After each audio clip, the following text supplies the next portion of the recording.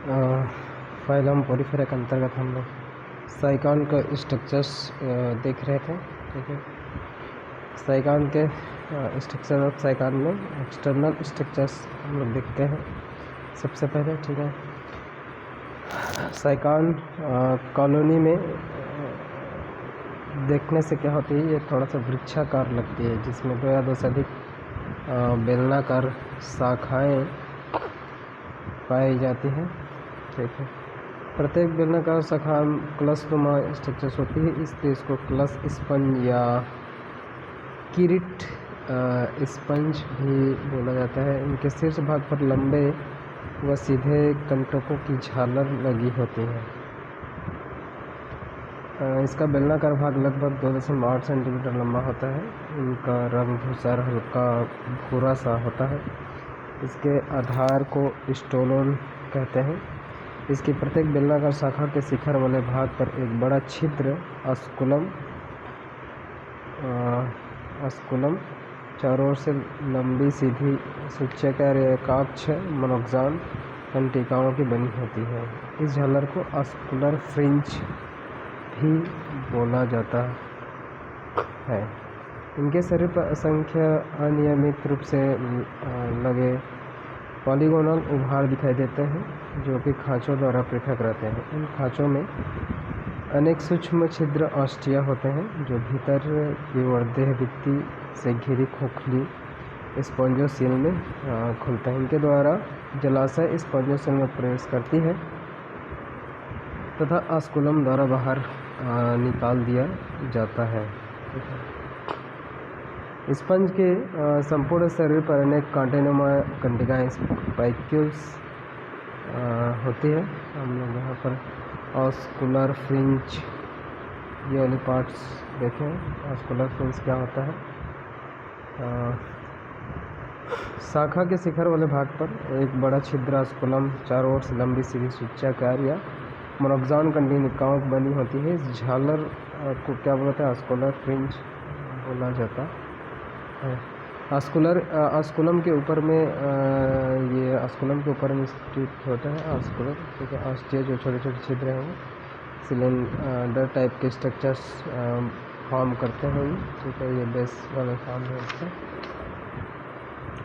Canal system क्या क्या किस किस टाइप्स के कैनाल सिस्टम है देखते हैं।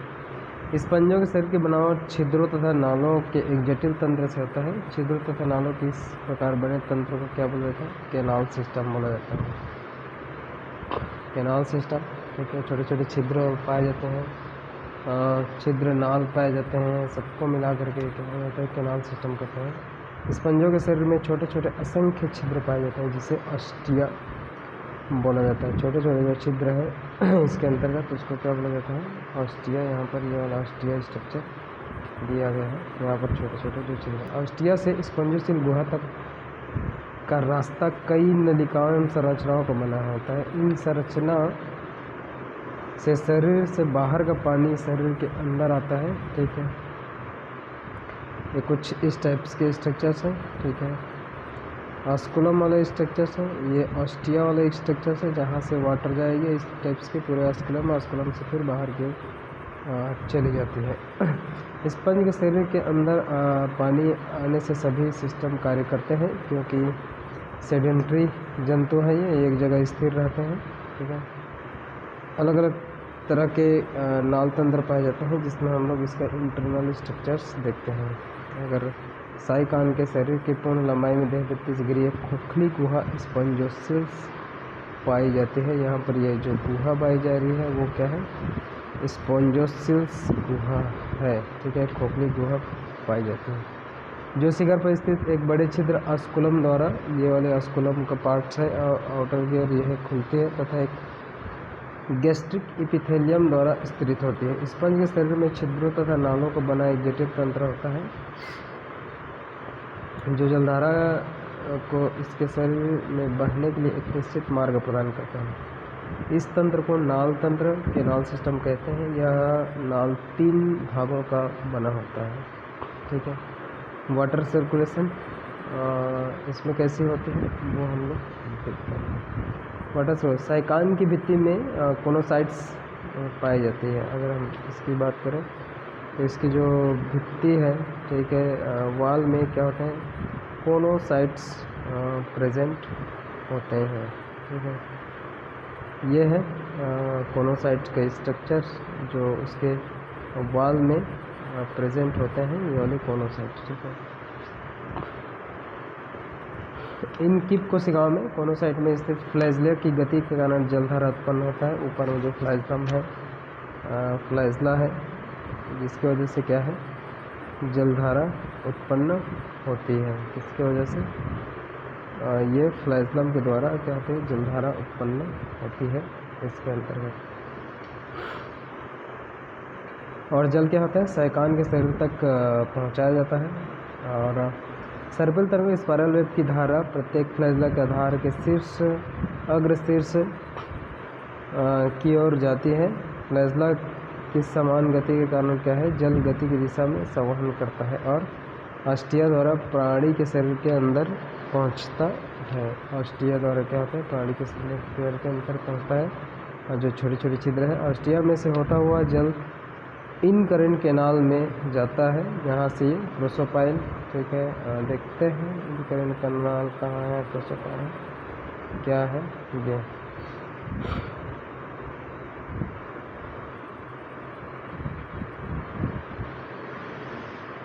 इन करेंट कैनाल में, यहाँ से ऑस्टिया से इन करेंट कैनाल में जाती है। इन करेंट कैनाल से ये क्या है, प्रोसोपाइल में जाती है, ठीक है। प्रोसोपाइल द्वारा अरीय नालों या कसाबे की कक्षों में ये पहुंचता है। यह जल एपोपाइल द्वार के से होता हुआ एक्सकरेंट कैनाल में, ये वाले जो एपोपाइल द्वार के होते हुए एक्सकरेंट जो कैनाल है, उससे होते हुए क्या होते हैं, ये जो बीच में स्पॉन्जोसिल्स पाए जाएंगे वहाँ पर पहुँच जाएंगे। और उससे होता हुआ क्या है, ऊपर में ये वो स्कुलम के द्वारा बाहर कर दिया जाता है, ठीक है। जल की धारा का मार्ग होता है ये इस टाइप से। इस पर रेस्पिरेशन एक्सक्रेशन किस टाइप के होते हैं वो हम इसमें देखते हैं, ठीक है।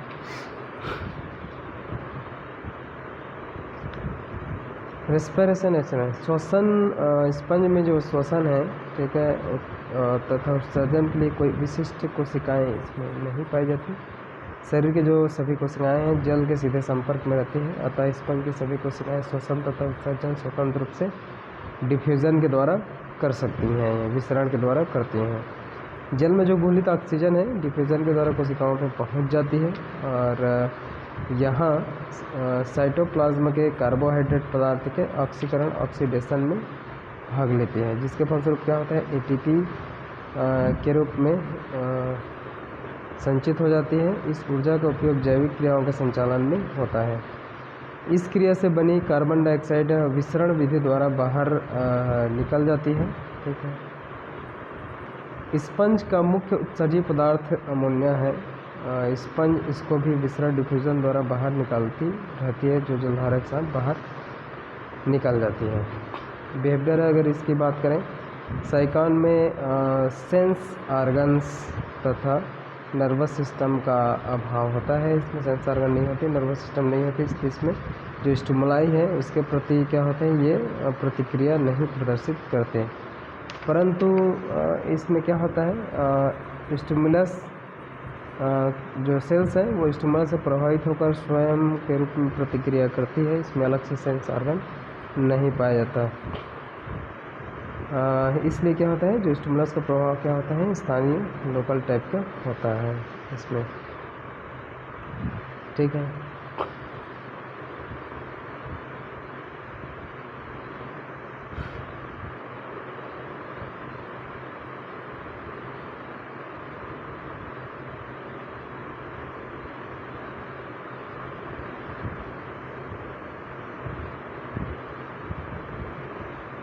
ठीक है, आगे हम लोग देखते हैं इसमें।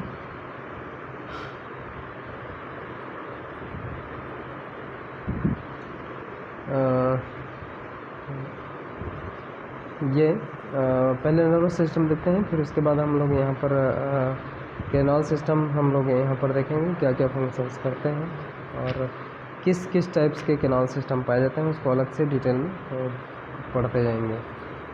इसमें तंत्रिका तंत्र अनुपस्थित होता है, जिस कारण से संपूर्ण शरीर में समन्वित क्रियाएं नहीं होती, लेकिन स्पंज सीधे रूप से उद्दीपनों से प्रभावित होते हैं, स्टिमुलस से। स्पंज का जो शरीर है जब पानी से बाहर निकल जाता है तब स्पंज का शरीर संकुचित हो जाता है और जो फीडिंग करंट रुक जाती है, स्पंज के शरीर में जो पोर्स हैं और ऑस्कुला है वो क्या होते हैं, कॉन्ट्रैक्शन हो सकते हैं, संकुचनशील कोशिकाओं के द्वारा क्या होते हैं, घिरे रहते हैं, जिसको मायोसाइट्स बोला जाता है।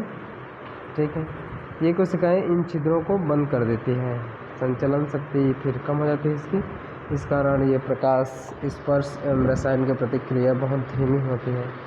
ऑस्कुलम पर संचलन शक्ति अधिक होती है। इस कुछ वैज्ञानिकों के अनुसार से जो कोलोनोसाइट्स हैं तंत्रिकीय कार्य करती है, कुछ न्यूरॉन्स के रूप में भी कार्य करती है, ऐसा बोला जाता है कुछ साइंटिस्ट के द्वारा। इसमें हम लोग जो कैनाल सिस्टम देख रहे थे, ऊपर में कैनाल सिस्टम हम लोग देखे हैं, जिसमें ये क्या थे,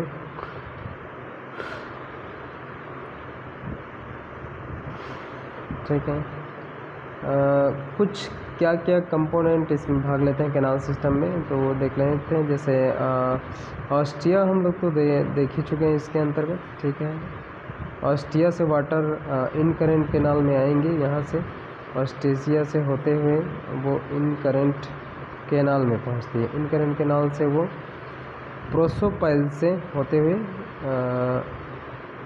रेडियल कैनाल में पहुंचती है। इस वाले रेडियल कैनाल में, रेडियल कैनाल से यह एपोपाइल से, ये वाले एपोपाइल से होते हुए फिर आगे स्पॉन्जियोसेल में यहाँ पहुंच जाती है और स्पॉन्जियोसेल के द्वारा ये सीधा सीधा ऑस्कुलम में चली जाती है। तो ये 7 जो मेन इसके कंपोनेंट है, जहाँ से वो ये जो वाटर है वो एक्सेस होगा ऑस्कुलम की ओर। ठीक है, ऑस्टियम छोटा सा छिद्र है जहाँ से ये क्या होगा, पानी जाएगा, फिर ये रेडियल कैनाल में चला जाता है। ठीक है, ऑस्टिया से रेडियल कैनाल यहाँ पहुँच जाता है, यहाँ से ये प्रोसोपाइल के द्वारा क्या होता है, इन करेंट कैनाल के अंतर्गत ये पहुँचती है। इन करेंट कैनाल के द्वारा क्या होती है, अब एपोपाइल के द्वारा ये क्या हो जाती है, स्पंजोसेल में ये एंटर कर जाती है।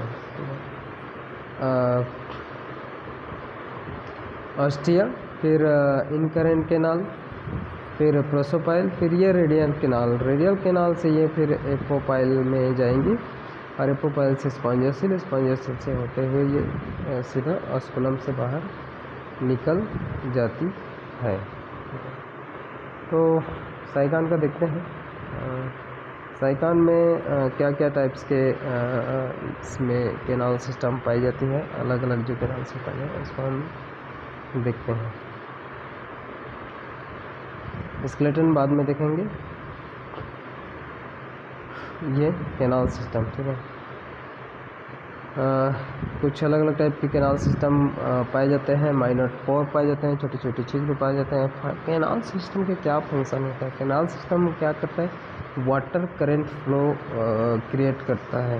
ठीक है, जो बॉडी के अंतर्गत ऑस्टिलस होते हुए ऑस्कुलम में आते हैं, स्पॉन्जियोसेल में, स्पॉन्जियोसेल से ऑस्कुलम में भेज दी जाती है। तो इसमें सबसे जो पहला फंक्शन होता है कैनाल सिस्टम का, रेस्पायरेशन। रेस्पिरेशन में क्या है, जो भी O2 है बाहर से अंदर की ओर वाटर के साथ अंदर आती है और CO2 क्या होती है ऑस्कुलम से बाहर ये भी चले जाती है, डिफ्यूजन के थ्रू भी होता है। न्यूट्रिशन देखते हैं कि इसमें जो वाटर करंट से फूड मटेरियल को एंटर किया जाता है। एक्सक्रेशन देखेंगे तो जो नाइट्रोजनस प्रोडक्ट है और फिशेस है उसको वाटर करंट के द्वारा बाहर कर दिया जाता है। रिप्रोडक्शन है इसमें, तो रिप्रोडक्शन में क्या है, वाटर जो करंट है वो कैरी करता है sperm from sponge to another sponge. ठीक है, एक स्पंज से दूसरे स्पंज में क्या होता है, वाटर कैनल क्या करता है, जो गैमेट्स है स्पर्म है उसको वो ले जाने का काम करते हैं। तो ये कैनाल सिस्टम है। कैनाल सिस्टम के कुछ फंक्शन है, रेस्पिरेशन, न्यूट्रिशन, एक्सक्रेशन, ठीक है, reproduction. Types of canal system की अगर बात करें, कैनाल सिस्टम 4 टाइप की होती हैं, ठीक है। एस्कॉन टाइप का कैनाल सिस्टम, रेगॉन टाइप का कैनाल सिस्टम, साइकॉन टाइप का कैनाल सिस्टम और ल्यूकॉन टाइप का कैनाल सिस्टम। तो सबसे पहले हम लोग देखेंगे इसमें एस्कॉन टाइप के कैनाल सिस्टम को हम लोग पढ़ेंगे नेक्स्ट वीडियो में।